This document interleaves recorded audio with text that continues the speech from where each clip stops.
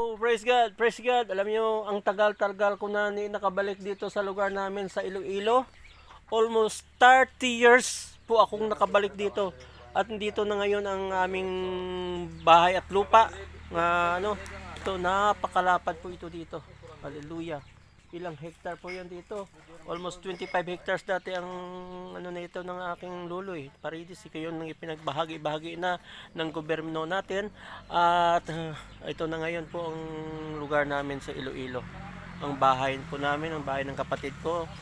Yan. Yan ang bahay. At ito po yung, ano to, balon to, balon. Bubon to. To. Halika dito. May balon po dito, oh.